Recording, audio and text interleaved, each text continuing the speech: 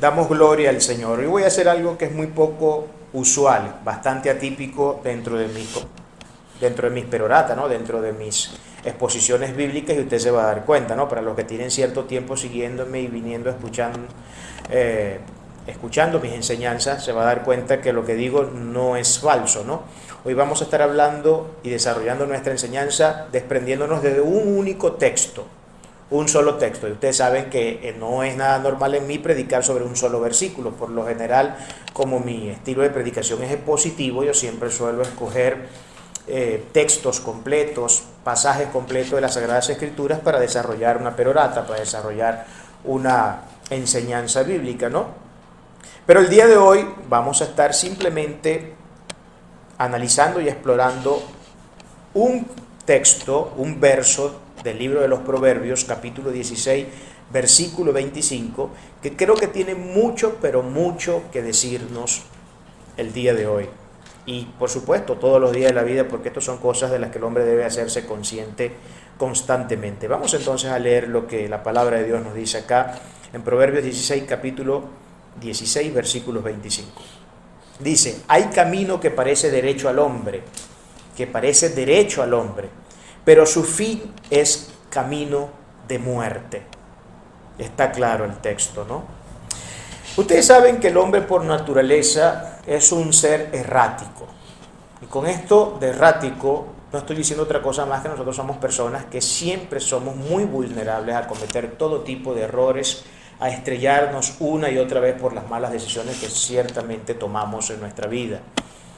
El ser humano es así. El ser humano, lamentablemente, por razones que ya vamos a estar explorando un poco en lo que vamos avanzando en esta enseñanza, nos vamos a dar cuenta que es un ser que comete más errores de los que nosotros pudiéramos pensar. Somos erráticos, nos equivocamos una y otra vez en las decisiones que tomamos, hacemos una y otra vez las cosas que no debemos hacer. Somos incluso de los que nos encanta estar tropezando todo el tiempo con la misma piedra y que muy pocas veces aprendemos de las grandes lecciones que la vida nos da.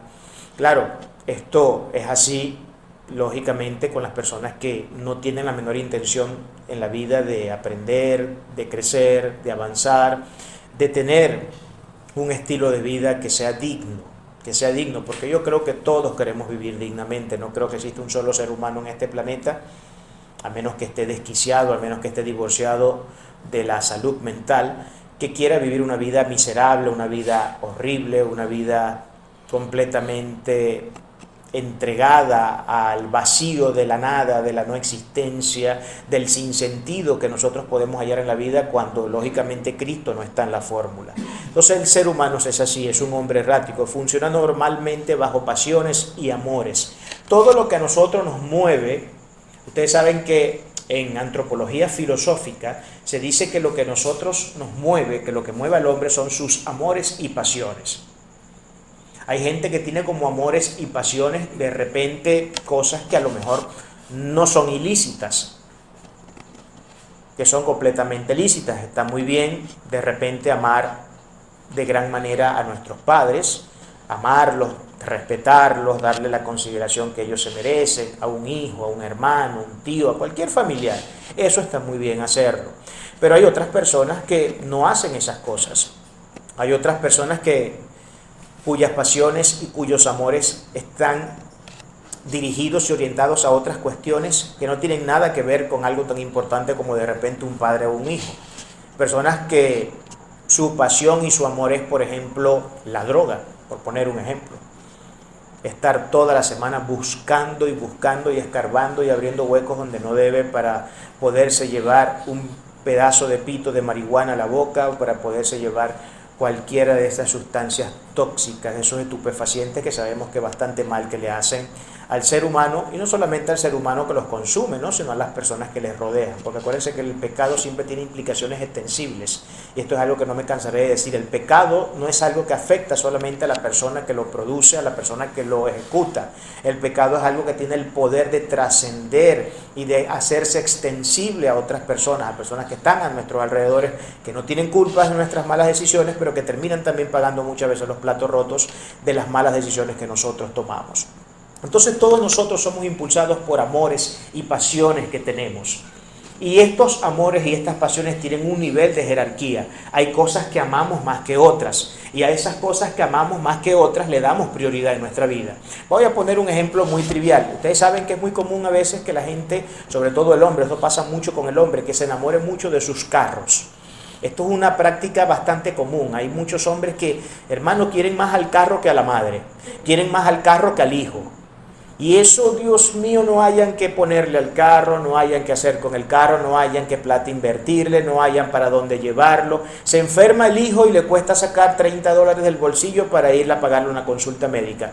Pero no muy bien, tiene un problema mecánico el carro y no tiene ningún tipo de límites en gastar cualquier cantidad ingente de recursos para resolver el problema del carro, porque el carro es su Dios. Y acuérdense que en este punto uno tiene que decir que el ateísmo no existe. No existe desde un sentido puro y duro de lo que el término ateo quiere referir. Usted sabe que la palabra ateo significa alguien que no cree en Dios, ¿no?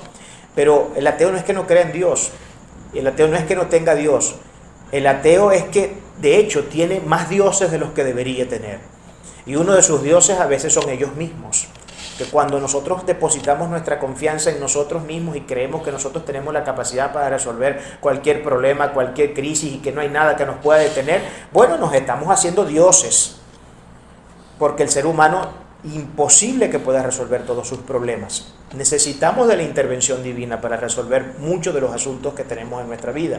Pero hay gente quien no reconoce estas cosas y quien cree tener la suficiente preparación y la suficiente arrogancia como para decir: yo me puedo valer solo sin ningún problema, no necesito de nadie que me tienda la mano, necesito que nadie que me ayude para yo poderme desarrollar. Y eso es una de las grandes mentiras que muchos seres humanos se han creído, ¿no? Este mensaje de independencia que muchos predican: no, yo soy independiente, o yo quiero ser independiente, yo no quiero depender de nadie. Ustedes saben que es una de las grandes mentiras que nosotros nos creemos. El ser humano no puede vivir aislado del resto de otras personas. Nosotros necesitamos en momentos determinados la ayuda de otras personas. Las necesitamos. Yo sé que hay gente que es orgullosa y a veces no le gusta recibir ayuda de otros, pero eso es necesario, hermano. Y usted tiene que aprender a recibir a las personas que de buen corazón quiere ayudarle. Tenemos que aprender a hacerlo porque tenemos que depender los unos de los otros. La misma palabra de Dios dice que tenemos que someternos los unos a los otros.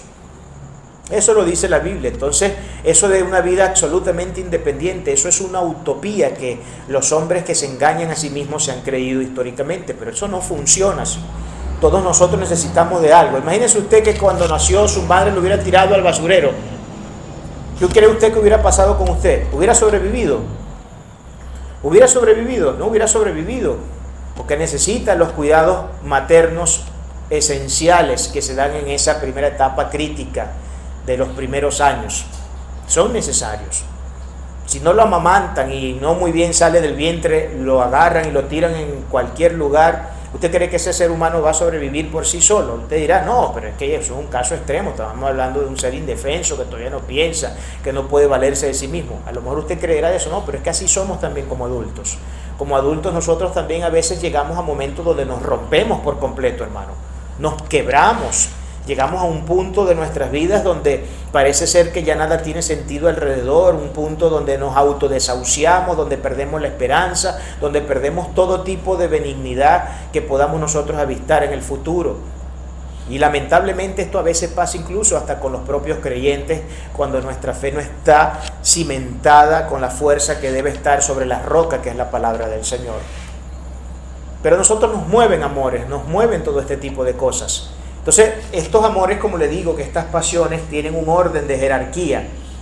Y en ese orden de jerarquía yo atiendo mis asuntos. Si para mí mi primer amor es el carro, atenderé el carro por encima de todo lo demás. Si mi segundo amor es la moto, entonces primero el carro, y si me queda después algo de haber atendido el carro, atiendo la moto. Y si mi tercer interés o el tercer amor en orden de jerarquía es mi padre, entonces, o mi madre, entonces bueno, después de que atienda el carro, atienda la moto, si me queda algo para atender a papá y a mamá, atiendo a papá y a mamá.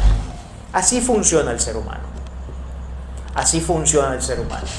El que prefiere llevarse el pito de marihuana antes que comprar un plato de comida porque se está muriendo de hambre, ha decidido cuál es su amor superior. Y eso lo podemos aplicar a todos los vicios, no solamente hablando de la droga. Lo podemos aplicar a cualquiera de los vicios que uno tiene, porque todos nosotros tenemos algún vicio. Algunos son visibles para la gente, otros no son visibles porque los hacemos en privado, pero a fin de cuentas tenemos nuestros vicios y esos vicios siempre terminan dándole mucho formato a lo que nosotros hacemos en el día a día. El hombre además es un ser que ambiciona males de todo tipo, ¿no? Ambiciona todo tipo de males, no solamente ambicionamos cosas buenas, ambicionamos cosas malas, con el pretexto, por supuesto, del autoengaño al hacernos creer que son realmente cosas buenas.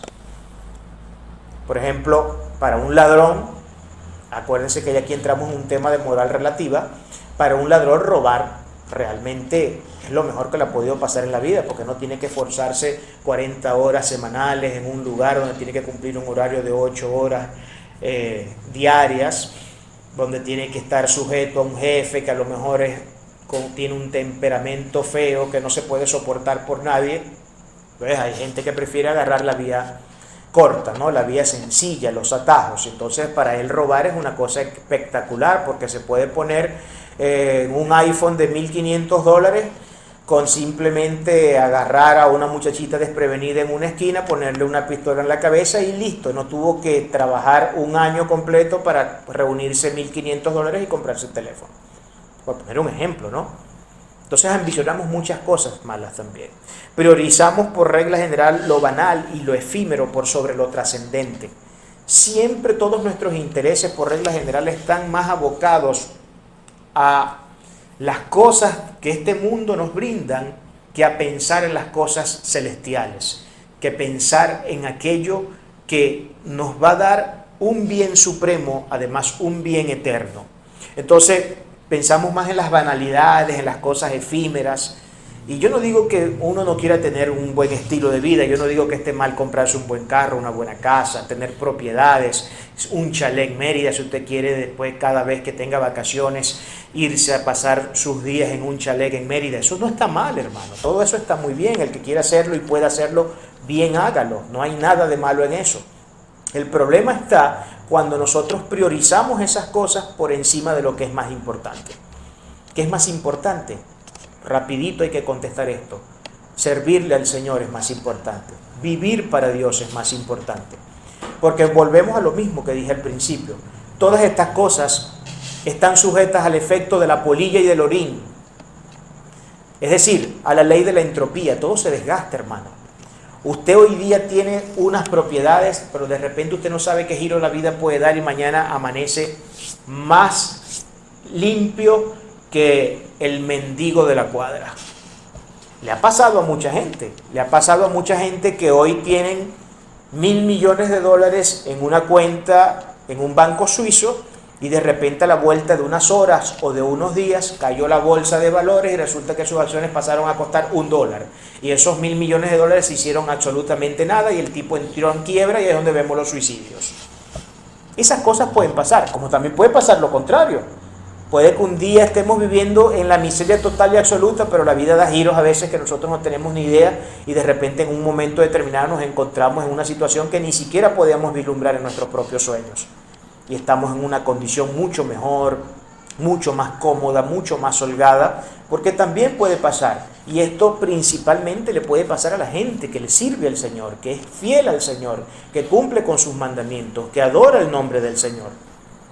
Somos los principalmente propensos y el objetivo principal de Dios para hacer esas cosas. Lógicamente somos los que le servimos a Él. Ya sabemos todos que el corazón del hombre es un corazón extraviado y hace creer que sus apetitos son realmente sanos, ¿no? Normalmente creemos que estas ambiciones a veces perniciosas y maliciosas que tenemos en realidad son sanas y que son ambiciones de hecho deseables porque son completamente sanas. No tiene nada de malo, hermano, que yo quiera montar un prostíbulo si el prostíbulo me va a dar bastante plata. Ajá, el prostíbulo me va a dar bastante plata, eso es cierto, pero ¿a cuesta de qué? ¿A cuesta de qué? De tu perversión moral y de pervertir la vida de muchachitas para que estén allí haciendo lo que no deben. Son preguntas que hay que hacerse. Todo esto es la consecuencia de actuar bajo el efecto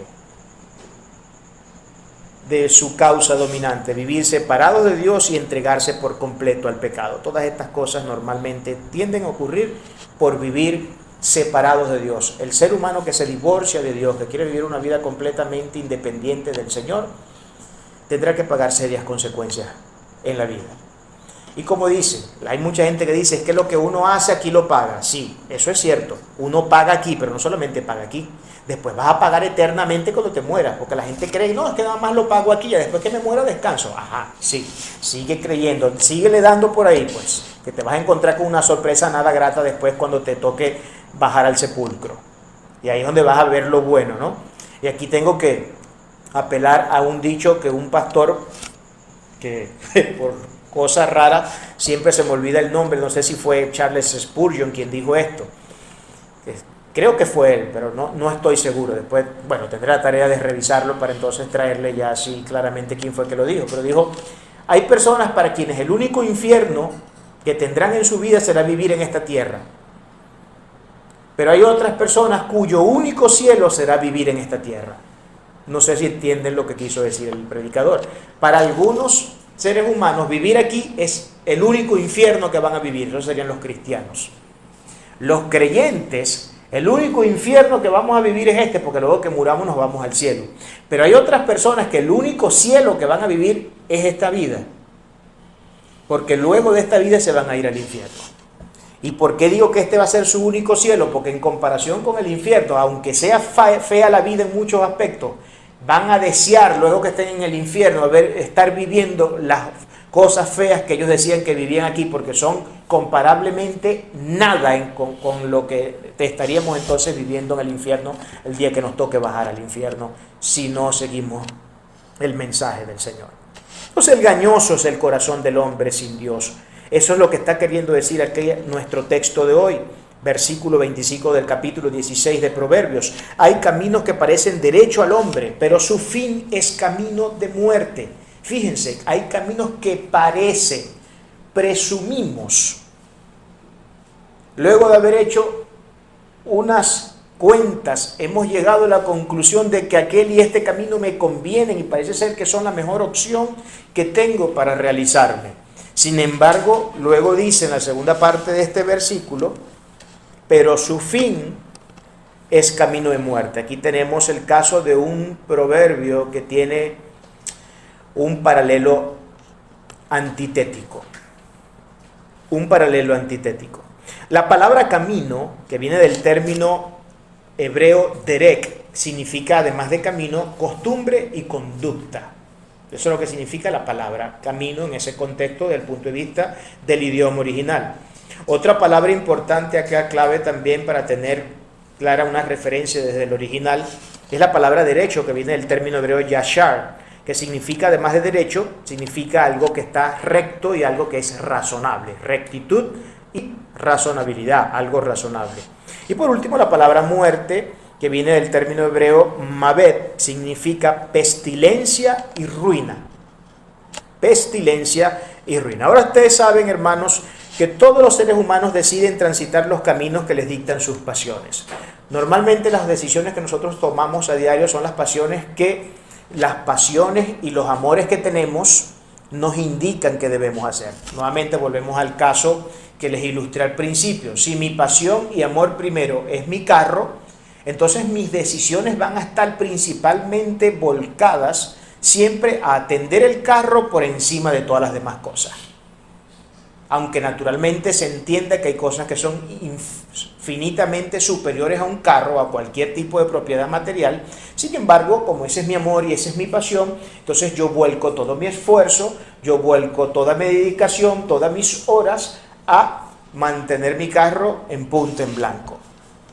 Y todos nosotros tomamos decisiones, todos estamos completamente, creo que por ahí escuché una vez, leí un artículo que decía que el ser humano toma aproximadamente en promedio, diariamente, no mensual, ni semanal, ni anualmente, diariamente el ser humano toma aproximadamente entre 20.000 y 30.000 decisiones al día. Nosotros no somos conscientes de esas cosas, porque hay cosas que hacemos que son tan en automático, porque son tan parte de nuestra costumbre y tradición, que ya ni las pensamos, pero son decisiones que tomamos. Usted para venir hoy acá tuvo que tomar la decisión de venir. Para estar sentado donde está sentado, usted se sentó donde se sentó porque decidió sentarse en ese puesto. Y tendrá sus razones, bueno, que aquí me llega menos el frío del aire, etcétera, etcétera. Podrá alegar las razones que usted quiera alegar, ¿verdad que sí? Pero todo el tiempo estamos tomando decisiones y nosotros somos mucho de las decisiones que nosotros tomamos. Las decisiones que tomamos a diario hacen lo que nosotros somos, por regla general. Algo importante es que estas decisiones que nosotros tomamos a diario nunca son neutrales. Nunca son neutrales y a ellas subyacen esos deseos, amores y pasiones que hemos venido diciendo. Nuestras decisiones nunca son neutrales, no es que yo tomo decisiones simplemente por tomarlas y ya, no, cuando yo tomo una decisión la tomo por algo. La tomo por algo, tengo alguna razón de fondo por la cual debo hacerlo. Sea que me estén obligando y no quiero que me sigan molestando la vida y voy a ir por hacer esto, voy a hacer lo otro para que ya me dejen de molestar porque no quiero que me sigan molestando. O voy a ir a aquel lugar a tocar la puerta y a llevar el currículum a ver si me dan trabajo porque necesito trabajar o lo que sea, hermano. Pero todas nuestras decisiones siempre tienen un fin, siempre tienen un telos, siempre tienen un propósito, una finalidad. Nosotros no tomamos decisiones en el vacío. Cuando decidimos pensando en consecuencias. Consecuencias que siempre queremos sean positivas, ¿verdad que sí? Porque nosotros nunca queremos tener consecuencias negativas. Pero nuestras decisiones nunca son neutrales, siempre están siendo gobernadas e impulsadas por esas pasiones y esos amores que nos mueven de manera diaria. Siempre están siendo movidas por todas estas cosas y esto es algo que todos tenemos que tener claro, porque es algo que está muy ligado. Acuérdense que las decisiones que nosotros tomamos las tomamos de manera libre, ¿verdad que sí? De manera libre entre comillas. Y no me voy a ir mucho por este tema porque entrar en el tema del libre albedrío es un tema que en sí solo lleva para el desarrollo de toda una serie completa, porque es un tema bastante complejo y sobre el cual no existe consenso, incluso desde el punto de vista teológico hasta desde el punto de vista filosófico. Pero nosotros tenemos una libertad para tomar decisiones y esa libertad nunca es neutral, esa libertad siempre está condicionada a elementos que están en el background, en el trasfondo, y que esos elementos son los que nos impulsan a tomar las decisiones que nosotros tomamos. Decisiones que nosotros creemos son las que nos van a resolver los problemas cuando podemos estar más bien por el contrario, más bien muy equivocados en lo que estamos diciendo o haciendo, ¿no? Entonces nunca son neutrales. La gran empresa cuando se va a tomar una decisión es poder detectar cuál es la más conveniente. Cuando digo la gran empresa me refiero el gran obstáculo, la gran dificultad cuando voy a tomar una decisión es precisamente saber tomar la decisión más correcta, más indicada para el momento en el que estoy. Siempre tenemos que pensar. Siempre. Esto requiere de mucha pericia, requiere de un buen conocimiento previo, de la capacidad de poder identificar los costes y consecuencias de las cosas. Esto es importante, hermano. Cada vez que usted vaya a tomar una decisión en la vida, siempre siéntese con un cuadernito y un lápiz a sacar cuentas de cuáles son los recursos que usted va a necesitar para llevar a cabo esa misión o para llevar a cabo esa decisión. Porque, vuelvo y repito, todas nuestras decisiones tienen consecuencias. Todas nuestras decisiones tienen consecuencias, sea cual sea la decisión que tomemos. Si fue una buena decisión, tendremos muy probablemente una buena consecuencia. Si fue una mala decisión, lo seguro es que vamos a tener una consecuencia nada conveniente para nosotros y nada que ver con lo que estamos buscando, ¿no? Entonces, para eso se requiere pericia, tener conocimiento, saber estar consciente plenamente de la realidad, de la situación, tener los pies bien plantados en la tierra, porque cuando no tenemos el pie bien plantado en la tierra y nuestras decisiones, mire, escúcheme algo que le voy a decir. Esto es importante que usted se lleve y nunca se le olvide. Cuando usted vaya a tomar una decisión, debe primar la razón por encima de los sentimientos. No que los sentimientos no sean importantes, no que debamos desecharlos por completo, porque por algo Dios puso esos cables de fábrica en el cerebro. Pero la razón debe primar por encima de los sentimientos. Porque muchas de nuestras decisiones y de los peores errores que cometemos en la vida al decidir a verse sobre ciertas cuestiones es porque las decidimos no basadas en la razón, en pensar fría y sobriamente, sino en emociones, por emocionalismo. Porque no, bueno, yo voy a vender este carro porque este carro no me gusta su color, pues. Me siento disgustado con el color de este carro, no me gusta. Y va y vende ese carro y se compra un carro que tiene el color que usted sí quiere, pero que a la postre es un carro peor en todos los sentidos y que le va a traer un montón de consecuencias. Porque el carro tiene una maquinaria peor que la que tenía el que vendió, porque el carro vale menos, incluso tiene una cotización en el mercado que tiene un valor muy inferior al que vendió, etcétera, un montón de cosas.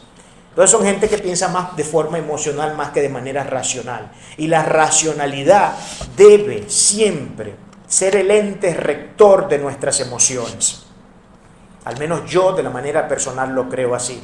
Debe ser el ente rector de nuestras emociones. Es decir, la razón debe gobernar las emociones. Las emociones no se pueden mandar solas. Yo debo ser racional, debo saber sacar mis cuentas, debo saber usar la aritmética. ¿Qué es lo que me conviene? Ver las consecuencias, observar y hacer un análisis de las cosas. Por falta de esos elementos es que muchas veces nos estrellamos una y otra vez en las decisiones que tomamos, hermanos. Por eso no en balde el proverbio acá está diciendo, hay caminos que al hombre le parecen que son rectos, pero su fin es camino de muerte. Nosotros somos expertos en equivocarnos, en tomar malas decisiones, porque interpretamos las cosas muchas veces a la inversa. Y eso sucede principalmente porque no tenemos el conocimiento necesario y no tenemos a lo mejor los pies lo suficientemente bien plantados en la tierra para saber cuáles son las cosas que realmente a nosotros nos convienen. Al menos eso es lo que nos enseña este mundo, y aunque ciertamente todo ello está bien, el gran problema de solo aplicar un formato que se delimite a lo que las artes gerenciales pueden valorar como factores de conveniencia es que se ignora aquello que es supremamente más importante, a saber, la sabiduría y la voluntad de Dios. Todo eso que les acabo de decir está muy bien, sacar cuentas, hacerse consciente, ser racional, tener presente cuáles pueden ser las posibles consecuencias de mis decisiones, todo eso está muy bien y eso hay que hacerlo. Pero lo más importante de todo, y el elemento que mucha gente por regla general no suele tomar en consideración, es ¿y cuál es la voluntad de Dios? ¿Y qué es lo que Dios realmente quiere? Porque sí, mi corazón puede querer esto, pero lo que tu corazón quiere, pregúntate, ¿es lo que Dios quiere? ¿Es lo que Dios quiere? Esas son cosas que tenemos que preguntarnos y que lamentablemente hay una crisis en el pueblo cristiano, porque ya ni decir el mundo, no, el pueblo cristiano mismo, nosotros mismos somos expertos en tomar decisiones que no presentamos primero ante Dios antes de tomar la decisión para saber si lo que vamos a hacer conviene o no conviene. Vamos a examinar este problema un poco, ya sondeando un poco esto un poco más a lo profundo, viendo algunas características y algunas situaciones acerca de lo que es la anatomía propia, las características propias que formulan el ser del hombre. Vamos a ver algunas de esas consecuencias, ¿no? Algunas de las causas del por qué nosotros somos tan erráticos en el momento de tomar decisiones y por qué los caminos que son malos los interpretamos en realidad como caminos buenos, cuando su fin es un fin de muerte. Vamos a ver algunos textos bíblicos acá para el análisis de este asunto, que creo que nos van a enmarcar de manera clara en una información, en un conocimiento que creo yo va a ser sustancialmente efectivo para que entendamos cuál es el problema del hombre. Vamos a ver un primero. Número 1, el hombre suele ser muy superficial en sus análisis. Por regla general somos muy superficiales. Miren lo que dice 1 Samuel 16:7. Y Jehová respondió a Samuel: no mires a su parecer ni a lo grande de su estatura, porque yo lo desecho, dice Jehová. Porque Jehová no mira lo que mira el hombre, pues el hombre mira lo que está delante de sus ojos, pero Jehová mira el corazón. En pocas palabras, para traducir esto a un idioma que para nosotros sea mucho más inteligible y parte de lo que el vulgo expresa dentro de su sabiduría cotidiana, Es como cuando nosotros decimos, no podemos juzgar al libro por su portada. O como cuando también decimos, hermano, no juzgue por las apariencias. Nosotros solemos ser expertos en juzgar por las apariencias. A veces vemos a personas con ciertos tipos de cara que, vértale, ese tipo o esa tipa se ve que debe ser de lo peor, porque nada más de verle la cara es que ya no quiero ver el resto del cuerpo. Y solemos ser expertos siempre en juzgar por las apariencias. Y a veces nos damos tremendas equivocaciones, hermano. De repente nos acercamos a esa persona y no muy bien entablamos 2, 3 palabras y nos damos cuenta de que la equivocación que hemos cometido y la manera en que hemos percibido a esa persona ha sido uno de los peores errores que ha cometido en su vida, y a lo mejor se termina convirtiendo esa persona en su mejor amigo y en alguien que le tiende la mano, en alguien que lo ayuda, en alguien que lo ama, en alguien que lo bendice. Pero como por regla general somos tan inefectivos en buscar ir más allá de lo evidente, solemos tomar siempre muchas malas decisiones basándonos en las apariencias de las cosas. Ese tipo o esa tipa no me gusta su aspecto, definitivamente no me gusta. Yo no sé si usted ha visto estos programas, ¿no? En Discovery, en National Geographic, en uno de estos programas de documentales que hay en el cable, hay un programa que se llama, yo no recuerdo exactamente cómo se llama el programa, pero el asunto es que un empresario, dueño de la empresa, el multimillonario, el que es dueño de la empresa, por un día se disfraza como uno de los trabajadores y se pone una máscara, una cuestión y tal, y se pone como un indigente y llega a ese lugar pidiendo trabajo y le dan el trabajo y luego lo ponen a trabajar, pero entonces lo que el patrón, que es el jefe, que se disfrazó de indigente y lo contrató su propia empresa, entre comillas, él lo que quiere investigar es cómo se desenvuelve su personal. Él lo que quiere es ver si su personal está cumpliendo con las políticas de la empresa, si están haciendo debidamente lo que tienen que hacer, si son éticos, si tienen una buena moral, si tienen buenas costumbres, si no son gente que mete la mano donde no debe meterla. Entonces es lo que vas a chequear eso. Y entonces comienza a darse cuenta de una serie de irregularidades. Primero que nada lo comienzan a tratar como si fuera un pedazo de animal, porque lo ven con ese aspecto de indigente, porque se va así, como un indigente, como una persona muy necesitada. Entonces se encuentra siempre con el típico caso del que se cree que tiene más autoridad y más derecho que el propio jefe, pero que lo que es un simple supervisorcito, un simple loquito de carretera, pero el tipo se cree que es el jefe de la empresa. Eso siempre pasa en todas las empresas. Siempre hay uno que la hace, el que la quiere hacer, el que se la quiere dar de más vivo, de más machito, del que más tiene, del que más puja. Eso siempre pasa en todos los lugares. Entonces, por regla general, esta persona siempre suele encontrarse con ese caso. Cuando él se quita el disfraz y demuestra que es nada más y nada menos que el dueño del rancho, la gente no haya donde meter la cabeza luego de todos los desastres que han visto que el dueño ha visto que ellos hacen disfrazado, ¿no? Y entonces comienza a votar un montón de gente. ¿Cuál es la anécdota de esto? Que a este hombre lo tratan mal, y a la gran mayoría de los casos de los jefes que se han dedicado a hacer estas cosas les pasa lo mismo, los maltratan por la apariencia que tienen, porque los ven pobres, porque los ven necesitados, los ven esto y los ven lo otro. Nosotros tendemos a juzgar mucho con las apariencias. A veces estamos juzgando a alguien por su apariencia y no sabemos y creemos que es un pedazo de muerto de hambre, y a lo mejor usted no sabe la cantidad de plata que esa persona tiene en un banco. Porque hay gente que no le gusta aparentar, que no le gusta andar con la opulencia, con la ostentosidad, y de repente lo ve vestido más sencillito que uno que es pobre, pero resulta que el tipo se las juega todas y que tiene una inmensa fortuna, gigantesca fortuna. Esas son cosas que ocurren de manera mucho más común de lo que nosotros pudiéramos imaginar, hermanos. Y solemos ser siempre muy erráticos y a tener serios problemas en este asunto. Y esta es una de las razones, una de las causas por las que nosotros interpretamos los malos caminos como buenos caminos, cuando en realidad tienen un fin de muerte. ¿Por qué? Porque juzgamos según las apariencias. No, yo creo que aquí es donde me va a ir bien, porque es que mira esto se ve hermoso. Las paredes brillan, los pisos parecen espejos, el techo parece un espejo. Mirá lo punta en blanco que está esta gente vestida, que aquí es que tengo que estar yo, hermano, aquí es donde tengo que trabajar yo. Cuando entra a trabajar se da cuenta que está rodeado de un montón de lobos y de fieras salvajes que le hacen la vida imposible.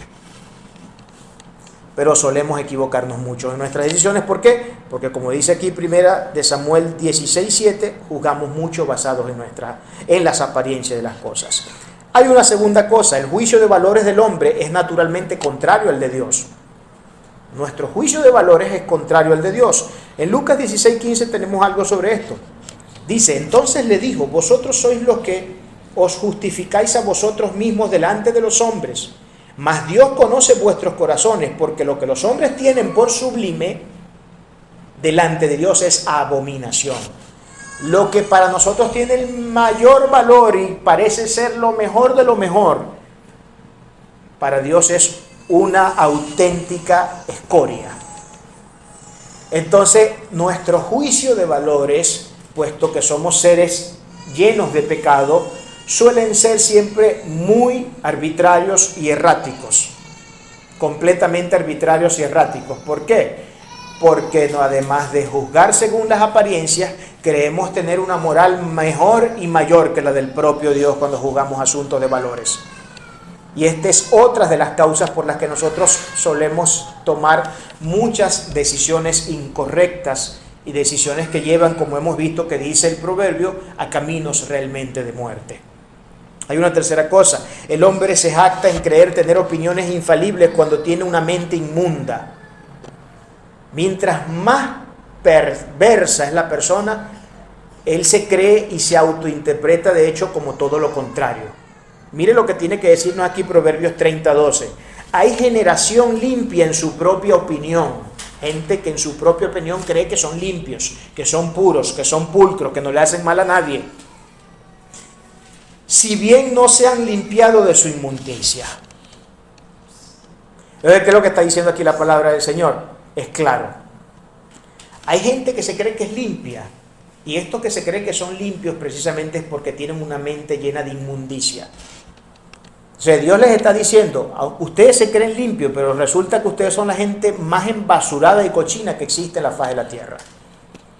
Y usted se va a dar cuenta, hermano, que la gente que presume de bondad, de ser buenos, de yo sí soy bueno, yo sí ayudo, yo sí esto, yo sí lo otro, se va a dar cuenta que es la peor gente que existe. ¿Y sabe por qué es la peor gente? Porque no son conscientes de que el hombre de bueno no tiene absolutamente nada, a menos que se entregue al Señor y viva para el Señor. Y ni siquiera en ese caso, porque aún la bondad que surge de un hijo de Dios no surge de nosotros directamente. Es Dios mismo quien pone el querer como el hacer de su buena voluntad en nosotros. Por lo que en última instancia es Dios quien mueve y promueve toda bondad o todo gesto de bondad que pueda surgir del ser humano. Una persona que no tiene a Dios es imposible que sea una persona bondadosa. Una persona a quien no haya que encontrarle una arruga que planchar. Es imposible, esto no existe. Pero por regla general esta gente que se cree ser muy buena es la gente más impura y más inmunda que existe. Yo estoy cansado de escuchar gente que dice, yo soy bueno, yo si me muero me voy directamente para el cielo porque es que no me puedo ir para otro lugar, porque es que en ningún otro lugar me podrían aceptar a alguien tan bueno como yo. Y cuando usted estudia la vida de esa persona se va a dar cuenta, bueno, este dice que es bueno, tuvo muchachos por fuera de su matrimonio, le ha pegado cacho a la mujer N cantidad de veces, le pega a la mujer cada vez que se emborracha, ha sido alguien que ha metido más de una vez la mano en lugares donde no la has tenido que meter, pero sin embargo se jactan de una presunta bondad. Y siguen diciendo y siguen manejando el discurso de que ellos son buenos, de que ellos sí valen la pena. Hermano, confía en mí, que mi palabra vale más que la palabra de Dios. Yo no sé si ha visto a ese tipo de chonería, ¿no? Hermano, se lo estoy dando mi palabra. ¿Usted cree que mi palabra no vale? Hermano, les desarrollan todo un discurso casi que utilizando la retórica aristotélica. ¿Qué se creen ustedes que soy yo? Y comienzan a decir todo tipo de cosas sobre ellos, ¿no? De lo bueno, por supuesto, que ellos son. Hay una cuarta cosa, la necedad es una fábrica de opiniones erradas. Mire lo que dice Proverbios 12:15. El camino del necio es derecho en su opinión. El camino ¿de quién? Del necio es derecho en su propia opinión. Mas el que obedece el consejo es sabio. El necio, por regla general, el que cree que sus opiniones son infalibles siempre y que sus opiniones son las mejores opiniones y que todo el mundo bien hace en convertirse en seres genuflexos, es decir, personas que se arrodillan ante las opiniones suyas porque usted cree que tienen las mejores opiniones del mundo, pues la Biblia dice que estas son la gente que tiene el mayor nivel de necedad en el mundo. Pero aquí tenemos, este es un versículo nuevamente antitético, ¿no? Porque tenemos dos paralelos que son completamente contrarios. Por un lado hablamos de un necio que cree ser bueno y tener las mejores opiniones del mundo, pero por otro lado tenemos que, más el que obedece el consejo es sabio. ¿Quién es el sabio? El que obedece ¿qué consejo? El consejo de Dios. No cualquier consejo. Aquí no estamos hablando del consejo del vecino, el consejo del papá, de la mamá, porque aún entre los consejos que nosotros mismos damos pueden haber muy malas cosas que definitivamente no nos convienen para nada poner en práctica. ¿Por qué? Nuevamente, volvemos a recordar, el ser humano juzga según las apariencias, tiene una moral que es completamente contraria a la de Dios, se cree ser infalible, es necio, y al ser necio somos una fábrica, somos una productora industrial de malas y falsas opiniones. Eso siempre es claro en estos asuntos. Mas el que obedece el consejo es sabio. ¿Usted quiere hacerse sabio? Obedezca el consejo de Dios. Obedezca el consejo de Dios. El consejo de Dios es lo único que nos puede hacer sabios. No hay otra cosa que pueda hacernos sabios. Al menos no una sabiduría que sea intachable y una sabiduría que nos lleve siempre al bien. Una quinta y última cosa, la gran causa de tanta necedad. ¿Cuál será la gran causa de tanta necedad? Jeremías 17:9 dice algo interesante, lo que yo considero es el axioma antropológico de la Biblia. Engañoso es el corazón más que todas las cosas y perverso. ¿Quién lo conocerá? Yo, Jehová, que escudriño la mente, que pruebo el corazón, para dar a cada uno según su camino, según el fruto de sus obras. El Señor pagará a cada quien como tenga que pagarle, como Él considera justo que deba pagarle. Pero como vimos acá, el corazón del hombre es engañoso más que todas las cosas y perverso. ¿Quién lo conocerá? Y luego dice, yo Jehová, Dios. Fíjense algo, lo que el texto está diciendo es que ni nosotros mismos podemos conocer el nivel de maldad que se oculta dentro de nuestro corazón. ¿Cuántas veces usted ha hecho algo? Y no sé, trate de remembrar, de buscar en los registros de su memoria, que luego de que lo hizo, usted no podía creer lo que había hecho y no podía creer que era capaz de hacer semejante cosa. ¿Cuántas veces hemos hecho cosas así? Pero ¿cómo me vine yo a meter en este problema y en este rollo? ¿Cuántas veces hemos metido la pata, como decimos, hablando vulgarmente? ¿Cómo vine yo a meter la pata en esto? Yo que pensé que nunca caería en este asunto, que siempre me cuidé de nunca cometer este tipo de errores y resulta que terminé cayendo en esa cuestión. ¿Sabe por qué? Porque ni usted mismo ni yo mismo sé cuánta maldad se oculta en mi corazón. Y eso solamente lo sabe el Señor, que es el que escudriña los corazones. Él es el que tiene la máquina radiográfica para poder ver el compuesto entero y pleno de nuestro corazón. Es el único capaz de hacerlo. Pero nosotros nos engañamos a nosotros mismos, porque nuestro corazón es engañoso y es perverso, y dice que más que todas las cosas, ¿quién lo conocerá? Y dice, yo Jehová lo conozco. ¿Y cómo no va a ser así si fue Él quien nos creó? ¿Cómo no va a ser así si es Él quien desde que nacimos nos viene pasando revista e inspeccionando y supervisando en cada segundo del tránsito de nuestra historia?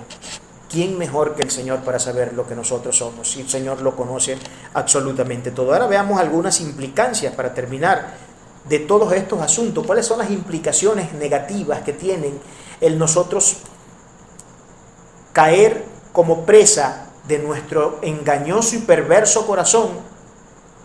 De este engañoso y perverso corazón que es necio, que juzga según las apariencias, que cree tener un juicio de valores más importantes que el de Dios, que cree ser infalible en sus decisiones, ¿cuáles son las consecuencias que vamos a vivir si seguimos viviendo de esa manera tan necia y creyendo que los malos caminos en realidad no son malos caminos, sino que son buenos caminos, pero que luego veremos las consecuencias de muerte más adelante?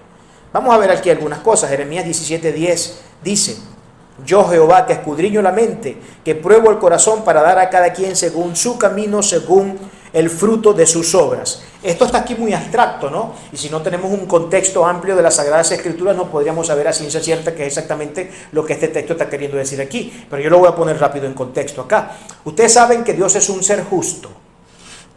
Y cuando yo digo que Dios es justo, estoy diciendo que el Señor no está dispuesto a soportar la vagabundería de nadie, porque es un ser recto, santo y puro. Y Él no va a aguantar las vagabunderías de la gente.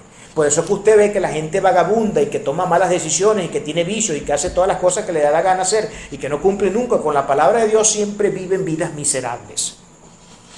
Y siempre tienen problemas por todos lados. No han terminado bien de resolver una situación cuando se les está presentando otra, peor que la anterior. Entonces, al ser Dios un ser justo, está diciendo aquí que le dará la paga a cada quien según sus frutos. Si usted tuvo malos frutos, usted recibirá malas consecuencias. Dios le pagará como tenga que pagarle por su desobediencia. Sin embargo, si usted ha dado buenos frutos, Dios sabrá pagar también y recompensar de buena manera al que se ha portado bien. Proverbios 16:25, otra consecuencia: pero su fin es camino de muerte.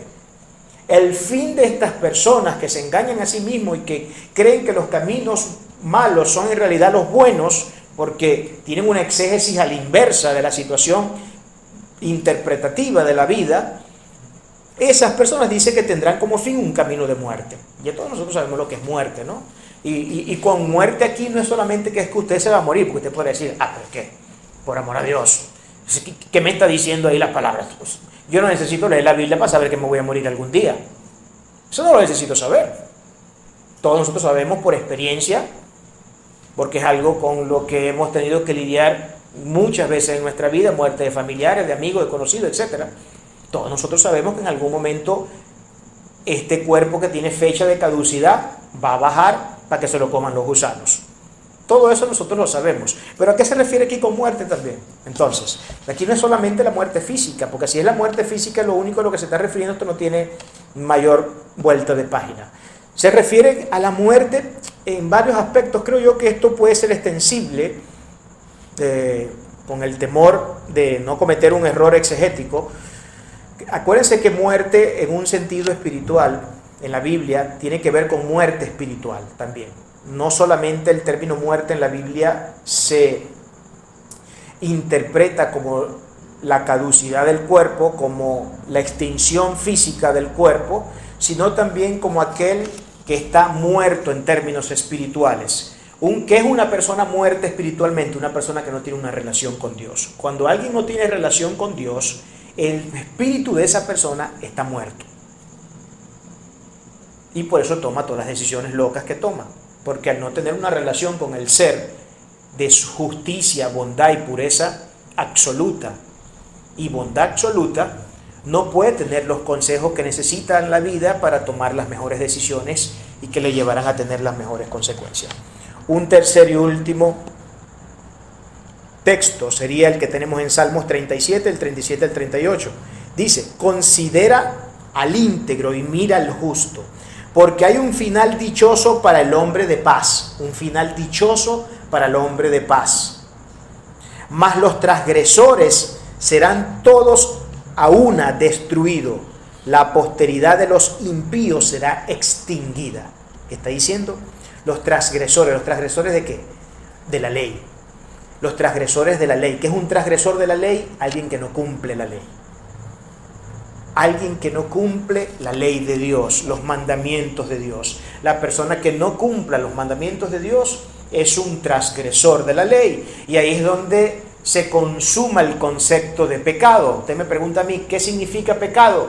Pecado es transgredir la ley de Dios. Todo lo que usted haga que vaya en detrimento de la ley de Dios, es decir, todo aquello que usted haga no cumpliendo con la ley de Dios, teniéndola en poco importándole nada y haciendo lo que usted le da la gana, eso es lo que la Biblia conceptualiza como pecado, incumplir la ley del Señor. Eso es básicamente lo que dice. Entonces, estas personas transgresoras, dice aquí, todos serán destruidos, y la posteridad de los impíos, es decir, de los malos, lo que vendrá para la gente mala, para los que no viven para Dios y no cumplen los mandamientos y no toman las decisiones correctas en la vida, esa gente, los impíos, serán extinguidos, irán a un juicio eterno, que nosotros conocemos como el infierno. Hemos asistido a un duro mensaje, pero realista entonces, hermanos. El hombre es lo que la Biblia dice que es, ni más ni menos. Como vimos, es un ser atado a todo tipo de pasiones pecaminosas, soberbio en la interpretación de sus propias opiniones y actos. En el acto de engaño de su extraviado corazón, piensa ser la voz última de la razón. Por regla general sufrimos este complejo, ¿no? Creemos ser los que tenemos siempre la razón, que nuestras opiniones son las que más valen, etcétera. Pero ya hemos visto cómo se cae esto de rápido. Con todo, la Biblia lo desnuda por completo. Porque eso ya es lo que la Biblia sabe hacer muy bien. Bueno, la Biblia todo lo hace perfectamente bien, pero una de las cosas que hace perfectamente bien la Biblia es que desnuda por completo al hombre. Y le dice en su cara, lo que tú te crees que eres, en realidad no es lo que eres en ningún sentido. Te voy a mostrar qué es lo que realmente eres tú. Y la Biblia es muy clara en hablar acerca del hombre. Por eso lo desnuda por completo, lo hace quedar expuesto a su necedad, una enfermedad de la cual sufre cuando Dios no es parte de nuestra fórmula de vida. Los necios son la gente que no vive para Dios. Una persona necia, la necedad se consuma en el acto de ese divorcio de Dios que vivimos constantemente al querer llevar nuestra propia voluntad y no la voluntad del Señor. Podemos creernos lo que queramos, pensar que tenemos las mejores ideas, las más inteligentes formas de transitar nuestros caminos. Sin embargo, como dice el proverbista, todos los caminos del hombre son limpios en su propia opinión, pero Jehová pesa los espíritus. Esto afirma que en última instancia es Dios quien, luego de examinar nuestros actos, califica con objetividad suprema e inequívocas nuestros perdidos corazones. ¿Acaso existe una vía para librarnos del camino de muerte que le espera al alma extraviada? ¿Existirá una forma de librarnos de nuestra alma extraviada, de este corazón engañoso y perverso, de ser gente superficial, de ser gente cuyos amores y pasiones primeros son cualquier cosa menos lo que Dios indica en su palabra que debe ser? ¿Existe algún tipo de respuesta para resolver este problema? ¿Existe una vacuna? ¿Existe una medicina para curar esta gran enfermedad? Gloria a Dios que sí existe. Y ese camino es Jesucristo. Conocerlo, amarlo, obedecer sus mandamientos. Es el camino para redimirnos. Es el camino para resolver nuestros problemas. Pablo escribe a los Romanos en su capítulo 12, versículos 1 y 2, algo brillante y esclarecedor. Así que, hermanos, os ruego por las misericordias de Dios que presentéis vuestros cuerpos en sacrificio vivo, santo, agradable a Dios, que es vuestro culto racional. No os conforméis a este siglo, sino transformaos por medio de la renovación de vuestro entendimiento, para que comprobéis cuál sea la buena voluntad de Dios, agradable y perfecta. Pablo está diciendo que nosotros necesitamos renovarnos en el espíritu de nuestro entendimiento diariamente para que podamos comprobar cuál es la santa y perfecta voluntad del Señor. Que no nos conformemos a este siglo, dice la palabra del Señor. Dice allí Pablo, que no nos conformemos a este siglo. ¿Qué quiere decir eso? ¿Qué quiere decir eso? Lo que esto está queriendo decir es que no debemos conformarnos a la cultura de este mundo, a lo que este mundo nos enseña, porque el mundo en el que nosotros vivimos es un mundo de perdición. Y el mundo enseña todo menos buenos consejos.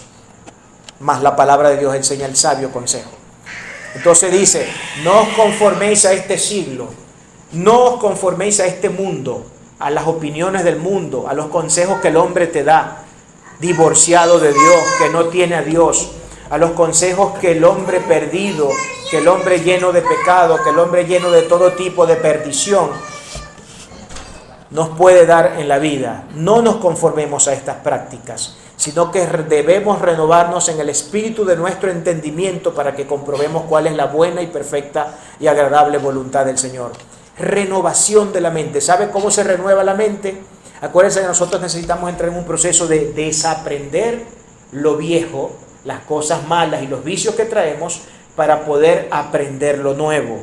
Entonces, primero necesitamos vaciar nuestra mente de toda la basura que hemos traído del mundo para poder tener espacio donde almacenar la información de Dios.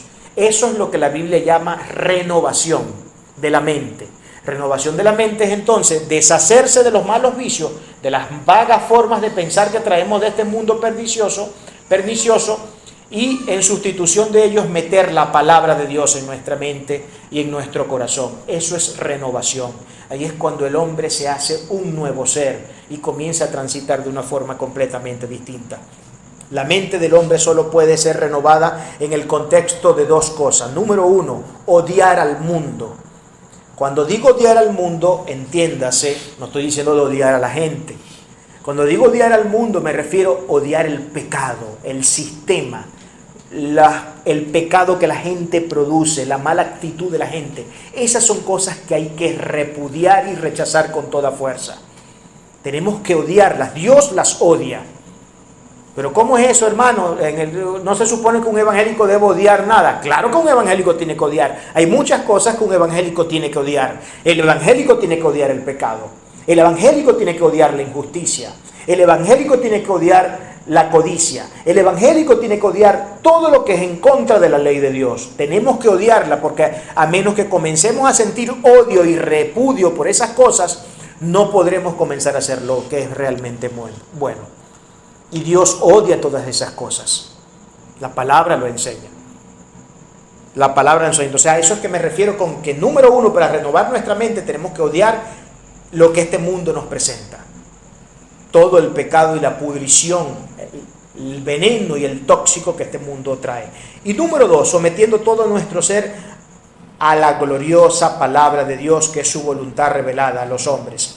Así no caminaremos nuestros propios caminos, ya que vimos que están llenos de muerte, sino que caminaremos el camino de Dios, y ese debe ser nuestro más grande objetivo de vida para la gloria y honra de nuestro Señor Jesucristo.